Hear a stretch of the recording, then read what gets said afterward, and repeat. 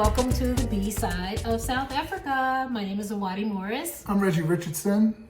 And we're married, and we are both Brooklynites that are living part-time in South Africa, and we are calling this the B-side of South Africa because The best music is always on the B-side. a lot of times the B-side is where you hear something that you're not expecting to hear, and so we're hoping to really present to you another face and another side of South Africa that either you haven't thought about or you have thought about and haven't been told about. So let's get into it. Today's episode, we're going to talk about... We're going to talk about mindset. Yes. And mindset not just here in South Africa, but just traveling in general from our perspective, the role that mindset plays. Yeah, so we've been coming back and forth to South Africa for at least 6 years, since before COVID, a couple of years before COVID. Reggie made his first trip here in 92. Back in the day. Yeah, back in the day. But in the last 6 or so years that we've been traveling back and forth, we've made some friends. We've made South African friends, and so we have these discussions oftentimes about perceptions that we have of South Africans and perceptions that they have of us, Of Black Americans, of Black specifically. Americans. Yes, and we were quite surprised to hear about some of the things that they thought about us and some of the reactions that they have to us as African Americans, because I think we make this assumption that Black people universally everywhere we go are thinking the same, and we're not. And some of the things that we're learning is that your mindset, really how you're approaching being here or being in a foreign country, period, is going to inform your overall experience at the end of the day. So we're going to start with the first thing. And the first thing is about not being defensive, right? Black folks, because of our context in America, we have some defensiveness in us because we're in a hostile situation, a place where people are hostile to Black people in terms of the majority of the folks. The white folks are hostile, and so we create this defense as a way to survive, right? But then we carry that with us when we go to these other places. So the first thing is not being defensive. A perfect example of that, as a Black American, I'm thinking I'm the blackest person that I know. And I come here, and I was surprised to find that some people thought I was colored or not Black or things like that because of my size and because of like how I present phenotypically. And in some instances, people came up to me speaking Afrikaans because they assumed that I was colored. And I could have gotten offended by that, because being considered not Black is an offensive thing to me. But in this context, I had to understand that from their perspective, they don't necessarily know. So, I just would explain that, hey, I'm a Black American, I'm Black. And I also had a similar experience with defensiveness myself.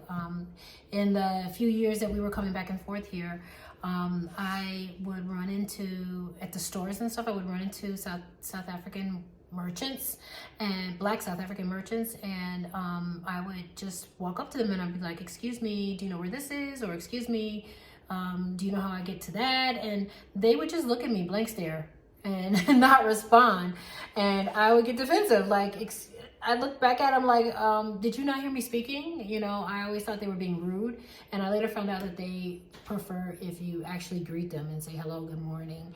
It took me a minute to find that out. A friend of mine eventually told me, and they want you to pause. They don't want you to rush up on them like a stranger, just talking to them out the blue like we tend to do in the United States. They want you to acknowledge who they are, acknowledge their humanity, and speak, and maybe even small talk if you want, smile, and then they will, help and assist you. So, that defensiveness of being, disrespected that we often have top of mind, like on the surface with us, that's not going to really work here.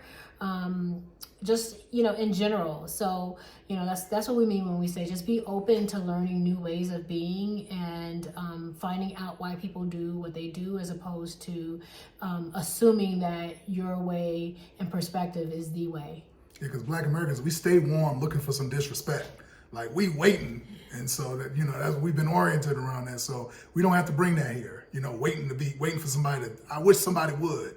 Yeah. Right, that's the mindset. We don't need to bring that here. Right. And the number two most important thing about mindset is to not make comparisons. Try not to make comparisons with the United States. What they do have here, or what they don't have here, or what they're missing, or what they do differently. Because if you come automatically making comparisons about what exists in the United States that doesn't exist here, you're going to be miserable.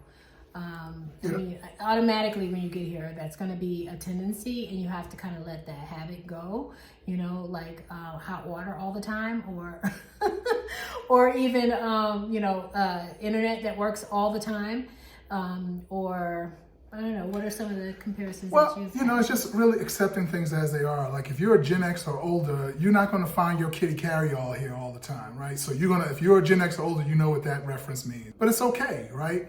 And, there are some things that are here that are better than the United States. There's some things here that are more challenging than the United States. But really just being present in the moment and accepting things as they are, and not be like, well, back in the States, I was able to get this kind of ranch dressing, or back in the States, I was able to have that. Let the comparisons go. Be present for things as they are here, and then find the things that you like here. There's things here that we don't have back in the States that are kind of hot. Yeah. I like some of the cleaning materials here that we don't have back in the United States. I like their bleach. Their bleach comes as soap almost, so it's like a soap product that also bleaches. There are other things too that were hard for me to in the beginning accept that they didn't have. But if you put yourself in the mindset of I'm in a new place and I can appreciate this new place for what it has, the way it has it, it's just going to change everything for you. Yeah, like if you're a beef jerky person, and you come here and you get that biltong, they got all kinds of varieties that you'll never see in the United States. There's just some different things that some of them are better and some things are more challenging. Just being open to experience things as they are. Right. Okay, so this one is important to me as well, and that's to listen more than you speak. Well, first of all, most Americans, anywhere they travel in the world, are known for being loud talkers and for not having much regard for folks around them, whether or not they're also having conversations.